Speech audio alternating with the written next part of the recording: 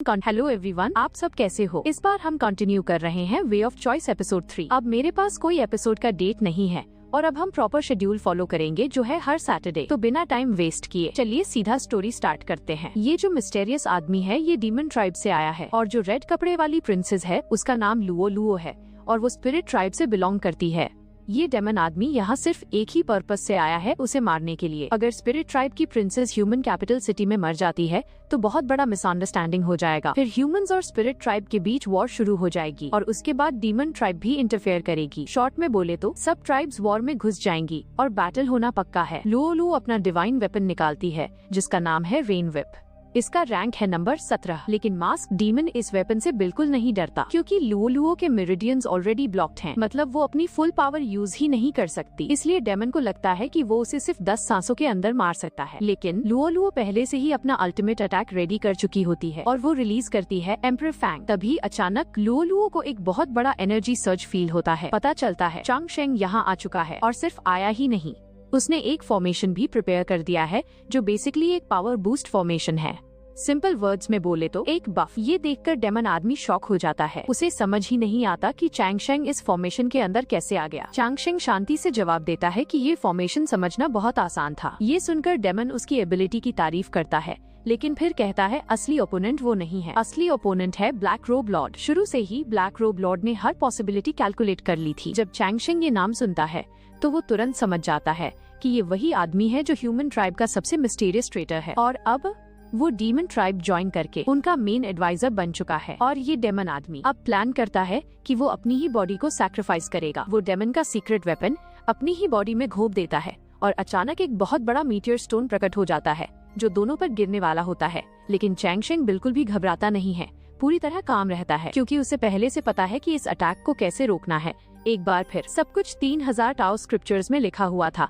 सिर्फ अपनी golden dragon sword से और बिना अपनी पावर इस्तेमाल किए वो इस अटैक को आसानी से ब्लॉक कर देता है। उनकी लड़ाई का असर बाहर तक महसूस होता है। एम्परर के पर्सनल डिवाइन जनरल सुए सिंक्वान को एहसास हो जाता है कि चांग शेंग से लड़ने वाला डेमन असल में ये शी तियानलू है। तुरंत वो अपनी फ्लेमिंग सॉर्ड फेंकता है जो फॉर्मेशन को चीरते हुए सीधे डेमन की बॉडी में जा लगती है। डेमन आदमी शॉक हो जाता है कि उसकी पहचान एक्सपोज हो चुकी है। सबसे पहले वो क्या सोचता है, डेमन का सीक्रेट वेपन छुपाना, लेकिन दुर्भाग्य से वो तलवार तुरंत ले ली जाती है व्हाइट एम्परर सिटी के हेड स्टुअर्ड जिन यूलियू द्वारा, जो मिस लुओ लुओ के गार्डियन भी हैं। जनरल इक्सुए वहाँ पहुँचता है और जनरल जिन से कहता है कि डेमन को अंडरग्राउंड प्रिजन में ले जाओ, वो उसे अच्छे से इंटेरोगेट करना चाहता है। जनरल जिन सिर्फ एक शर्त रखता है, उसे 3 दिनों के अंदर रिजल्ट चाहिए। अगर रिजल्ट नहीं मिला तो आज रात की ये घटना स्पिरिट ट्राइब और ह्यूमन ट्राइब के रिश्ते को तय करेगी। मतलब अगर जनरल इक्सुए झूठ बोलता है और रिजल्ट नहीं देता तो स्पिरिट ट्राइब नाराज हो जाएगी क्योंकि दोनों ट्राइब्स एलाइज हैं। सब कुछ ट्रांसपेरेंट होना जरूरी है, खासकर जब डीमन ट्राइब ने उनकी प्रिंसेस को मारने की कोशिश की है। इधर चांग शेंग सोचता है कि समस्या खत्म हो चुकी है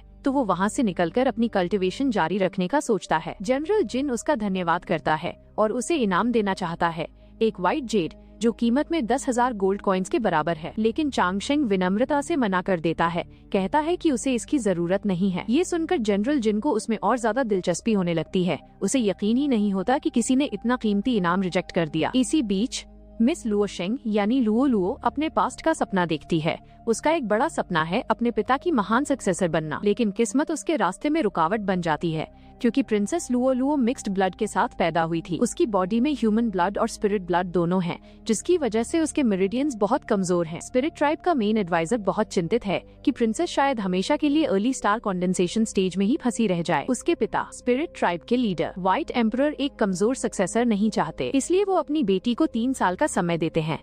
अगर वो तब तक स्टार स्टेज तक नहीं पहुंच पाती तो उसे अगले सक्सेसर से शादी करनी होगी। अचानक वो जाग जाती है और चांग शेंग के बारे में सोचने लगती है। उसे लगता है कि वही उसकी किस्मत बदल सकता है, उसके मेरिडियंस हील करके। इसलिए वो तुरंत अपने सैनिकों के साथ गोजो एकेडमी पहुंचती है और चांग शेंग के लिए बहुत सारी बुक्स लेकर आती है। ये किताबें स्पिरिट ट्राइब के पास मौजूद इकलौती कॉपियाँ हैं।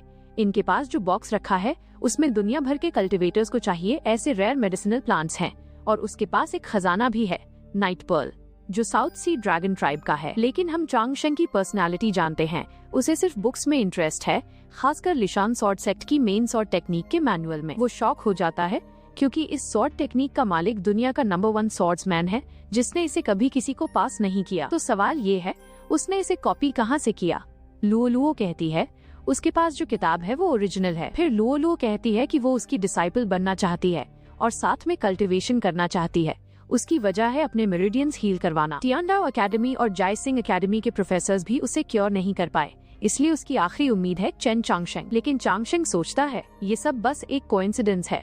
उसकी फाइटिंग एबिलिटी देखने के बाद भी उसे लगता है कि वो उसके मेरिडियंस हील नहीं कर सकता, क्योंकि उसके खुद के मेरिडियंस में भी प्रॉब्लम है। वो खुद को भी हील नहीं कर सकता तो किसी और को कैसे हील करेगा। शॉर्ट में बोले तो चांगशेंग और ट्रबल नहीं लेना चाहता, इसलिए वो मना कर देता है और लुओ लुओ से कहता है कि वो कोई बेहतर टीचर ढूंढे। लेकिन फिर भी लुओ लुओ हार नहीं मानती। वो बार बार इंसिस्ट करती है और उससे डिसाइपल बनने की भीख मांगती है। आखिर में वो सुबह से रात तक चांगशेंग की डेली एक्टिविटीज फॉलो करने लगती है। जब चांगशेंग मेडिटेशन कर रहा होता है तो वो ऑनेस्टली कहता है कि वो उसका टीचर बनने के लायक नहीं है। कारण वही है, वो अपने मेरिडियंस हील नहीं कर सकता तो किसी और के कैसे करेगा। और वैसे भी उसके पास उसे सिखाने के लिए टाइम नहीं है। उसका मेन गोल है इंपीरियल एग्जाम में फर्स्ट प्लेस लेना। फिर चांगशेंग मजबूती से लुओ लुओ को गोजो एकेडमी से भगा देता है। अगले दिन लुओ लुओ कहीं दिखाई नहीं देती।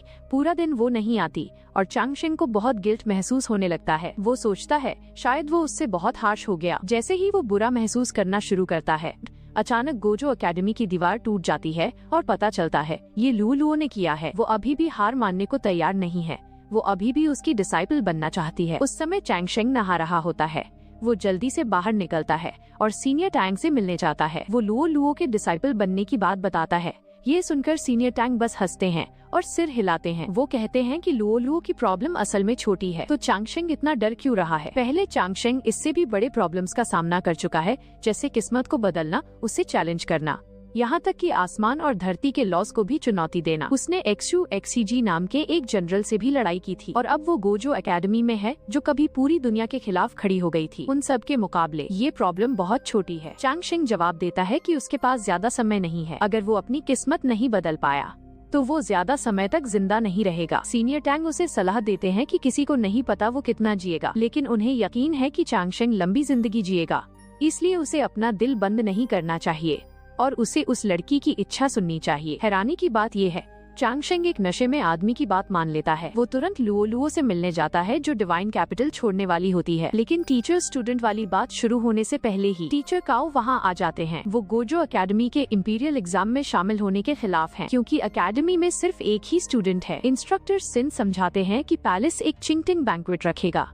जहाँ कई एकेडमीज को इनवाइट किया जाएगा, लेकिन गोजो एकेडमी रिक्वायरमेंट पूरी नहीं करता, क्योंकि हर एकेडमी को कम से कम 2 स्टूडेंट्स लाने होते हैं। और यही लुओ लुओ के लिए परफेक्ट मौका बन जाता है खुद को गोजो एकेडमी की स्टूडेंट बनाने का। लेकिन उसे एक्सेप्ट करने से पहले चांगशेंग एक बात साफ कर देता है। सबसे ज्यादा पॉसिबल ये है कि वो उसे कुछ भी सिखा नहीं पाएगा, क्योंकि वो खुद अभी सीख रहा है। और सबसे बुरी पॉसिबिलिटी ये है कि उसे बहुत इंसल्ट्स और प्रेशर झेलना पड़ेगा। फिर भी लुओ लुओ बिल्कुल नहीं डरती। उसे विश्वास है कि कोई उसे इंसल्ट करने की हिम्मत नहीं करेगा, क्योंकि वो व्हाइट एम्परर की प्रिंसेस है। फिर दोनों डिसाइपल एक्सेप्टेंस रिचुअल करते हैं। अग्रीमेंट साइन होता है और दोनों टीचर और स्टूडेंट की तरह एक दूसरे को बो करते हैं। तभी हमें लुओ लुओ का रियल नेम पता चलता है, बाई लुओहेंग। और ये भी पता चलता है कि चांगशेंग गोजो एकेडमी का 5वां हेड है। अब इंपीरियल एग्जाम में एंट्री की रिक्वायरमेंट पूरी हो जाती है, लेकिन कोई उन्हें वार्निंग देता है कि गोजो एकेडमी एग्जाम में सबसे आखिरी आएगी। इस थ्रेट के बाद भी चांगशेंग शांत रहता है। अब उसका नया गोल है गोजो एकेडमी को इंपीरियल एग्जाम रैंकिंग में टॉप पर पहुंचाना। दूर से